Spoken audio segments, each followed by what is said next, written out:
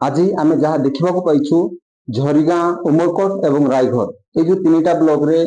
विरोधी दलर नेता आज जो भली राजरास्ता रे मक्का ढाली धान उजाड़ी जो विरोध प्रदर्शन कर चाषी मान को नहीं तो ताकू नहीं आम आज आमर जी अच्छा झरीगाँ निर्वाचन मंडल विधायक श्रीजुक्त नरसिंह भत्रा आज तांकर प्रतिक्रिया नेबा जे ए संपर्क रे कौन कहे ये जो चाषी मान को तो सर कौन कहे देखो जो वर्तमान जो चाषी जो आंदोलन करते जो विभिन्न समस्या को लेकिन कि विरोधी मान कथार तो ताकू नहीं आप कौन प्रतिक्रिया। हाँ निश्चित भाव में सी विरोधी दल रे अथि से विरोधी काम करेंगे सेटा निश्चित भाव में कर दरकार अच्छी किंतु जे विरोधी 1.5 वर्ष होती आम सरकार आसला चाषी धान रेट जो एमएसपी वृद्धि करने कथा आम सरकार आसिले करें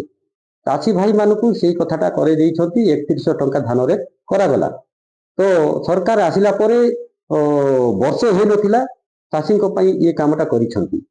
तो चाषी जानी सारे निश्चित भाव में ये सरकार आम पछरे अच्छा आम भल अच्छा तो आज जो स्ट्राइक रे बसी यहाँ तो मत हस लगुच तमें जदि 24 वर्ष धरिक शासन गादी रे थिल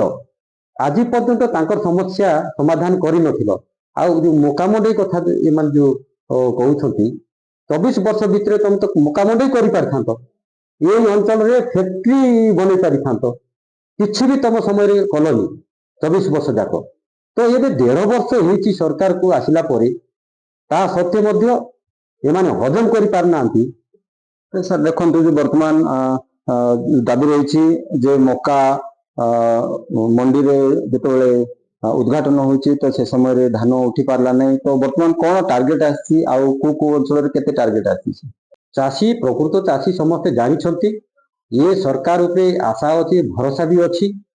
भरोसा रखी निश्चित भाव में से धान उठब एवं से जानी आमर धान कुआड़े जीव ना ठीक मूल्य पाइबू एवं आज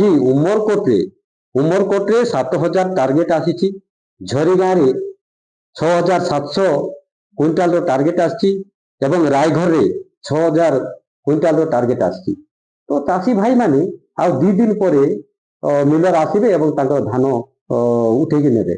तो ए कौन असुविधा अच्छी प्रकृत चाषी जानी एमाने किसी लोक को भुआ बुलिक नहीं राजरास्ता स्ट्राइक कले किसी फरक पड़े सरकार जानी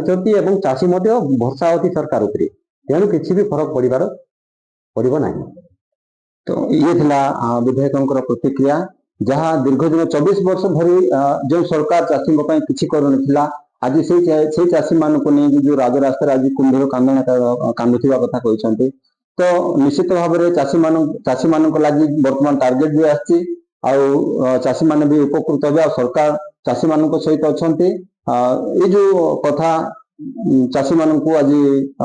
आश्वासन देते तेज ए आश्वासना केते दूर सफल हम ता समय कह झरीगाँ बसंत कुमार साहू रिपोर्टर्स टुडे।